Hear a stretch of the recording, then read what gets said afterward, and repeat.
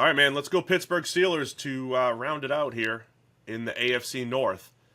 This offseason, they move on from Kenny Pickett, bring in Russell Wilson and Justin Fields for about a combined, just over $5 million at the quarterback position. Pennies on the dollar, of course, compared to other quarterback situations in the NFL. Another team I think has done, since Omar Khan has taken over as GM, I think they've made a lot of good moves on both sides of the ball. I think they've done a nice job, from a team building perspective.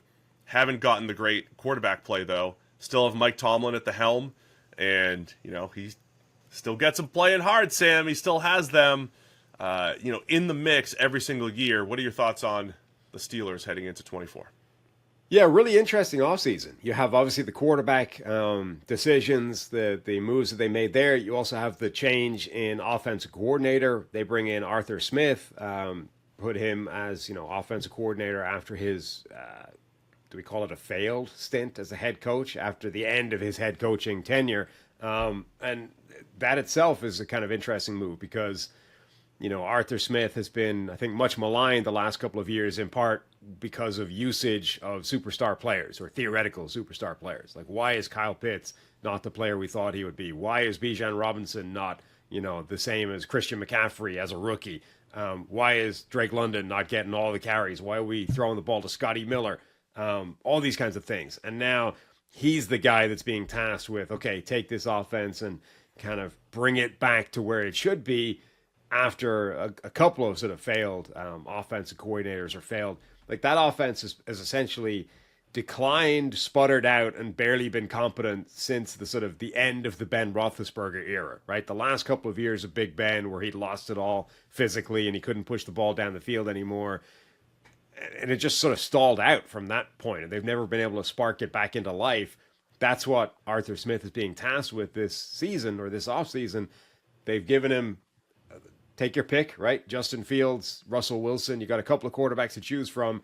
Obviously, neither one of them is the ideal guy, but they were both cheap, and then they're not Kenny Pickett. So that's your choice. We've changed. We've got some turnover at wide receiver. We've got some turnover in the offensive line. Just a very kind of influx team, I think, right now. It's one of those process moves where they took two shots at quarterback in Russ and Justin Fields, where the process is sound and the payout could be great.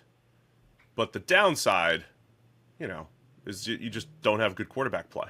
And you don't have a chance to compete in the AFC North where it's, we'll see what happens with Watson, but you're competing with a Lamar Jackson Ravens team and a Joe Burrow Bengals team who also have really good supporting cast. It's going to be tough to keep up if they don't get some semblance of old Russ or some semblance of theoretical Justin Fields, right? What we thought he could be, which was special runner, showed that in Chicago, talented thrower, but we haven't seen that throwing ability consistently since Ohio State.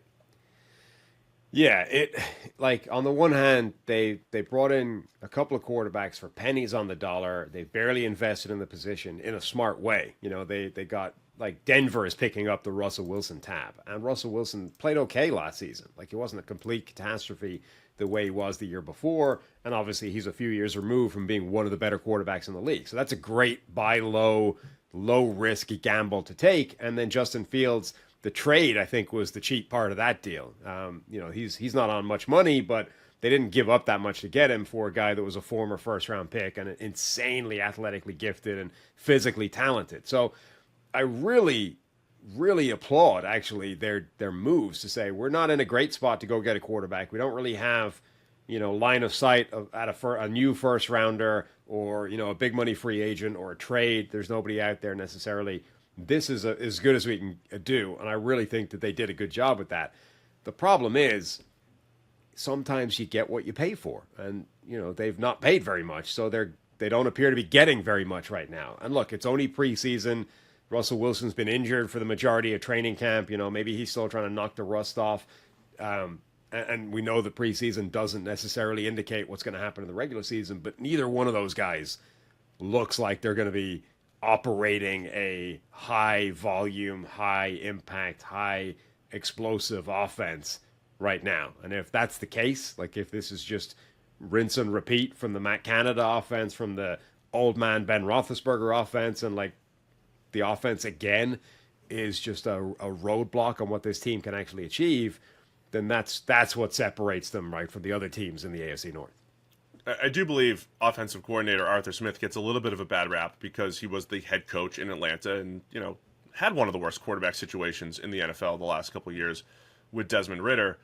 He got hired, though, because he did rejuvenate Ryan Tannehill, created a really good offense in Tennessee. Of course, that coincided with having A.J. Brown, Corey Davis, Derrick Henry, but they got the most out of Tannehill. That's kind of what Pittsburgh's banking on here with Russell Wilson.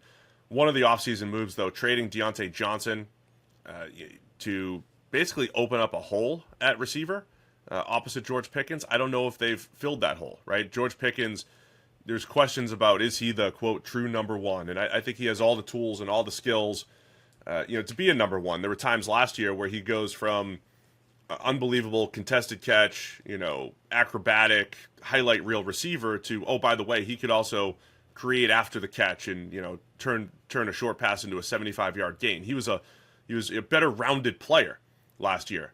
But we're talking about wide receiver 2, opposite him being Van Jefferson with some, drafted Roman Wilson in the 3rd. He's been banged up.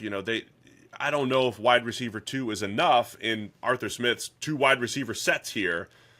Like the tight ends, Pat Freiermuth, year 2 of Darnell Washington as a monster who can run block and maybe start creating some mismatches in the pass game. But wide receiver 2, probably the jumping right to key position group, the biggest question mark for me for the Steelers. Yeah, the offensive skill positions, I think across the board, the depth is a concern, except for tight end. But who's going to be that number 2 receiver? The backfield is a little bit of an issue. Like, Jalen Warren, Najee Harris, Jalen Warren has been banged up as well. Like, they've a couple of players who I think would have had the chance to kind of show up as key parts of that offense have been hurt throughout training camp or preseason. So that isn't helping the overall outlook of the thing. But yeah, it's definitely a concern that, like, okay, Russell Wilson, Justin Fields, what do they have to work with? Obviously, George Pickens should be the number 1 guy and the best player that they have from a skill position point of view. But like after Pickens, who else is going to make plays for them? And that, that's relevant when you're evaluating Wilson and Fields, right? Maybe they're not necessarily lighting things on fire because the skill positions aren't great. Now, on an individual play basis, you can, I don't think that explains the preseason so far, for example. But it might be relevant in the bigger picture over the course of a 17-game schedule.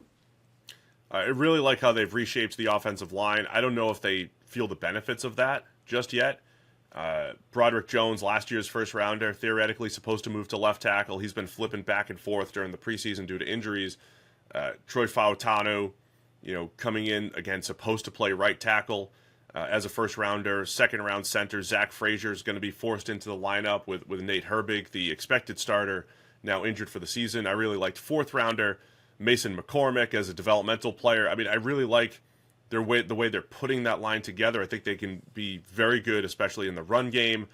But again, I don't know if the youth movement there, if you feel it yet right now. Sometimes those linemen take a couple years, including Broderick Jones. He's only in year 2.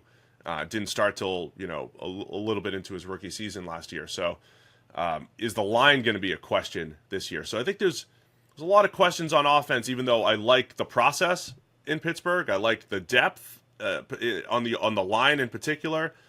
But are they a year away as you talk through it as far as putting all those pieces together? I think that's one of my questions on this offense. Yeah, it's always interesting seeing what teams do in terms of deciding which tackles play left, which tackles play right.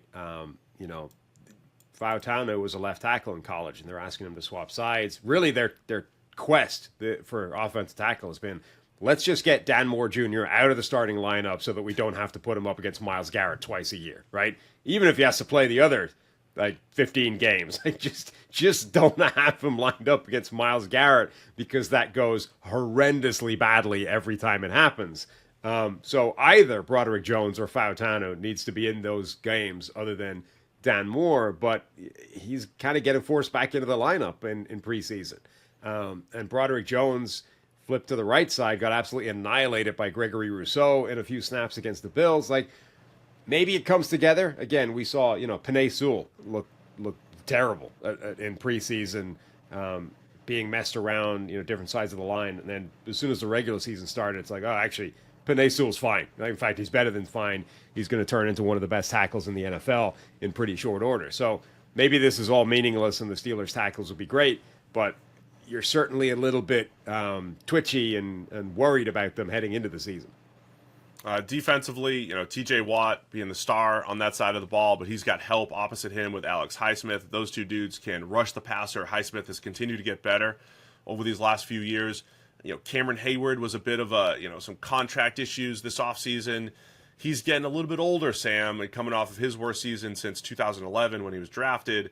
Does he still have anything left in the tank? But, that's one of the questions heading into this year. Keanu Benton looked really good last year in his limited time as an interior disruptor, as did Joey Porter Jr. at corner last year. So I think it's a nice mix of youth and veterans, and you bring in a guy like Patrick Queen.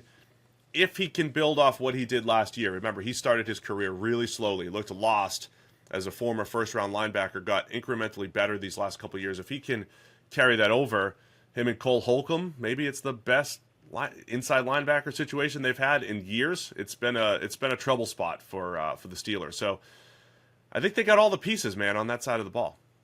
Yeah, and I'm interested to see how much man coverage they play, across the board. They've assembled a group of personnel that is very focused on man cover skills in a league where a lot of people are going in the opposite direction and heading towards zone specialists and zone defensive schemes across the board.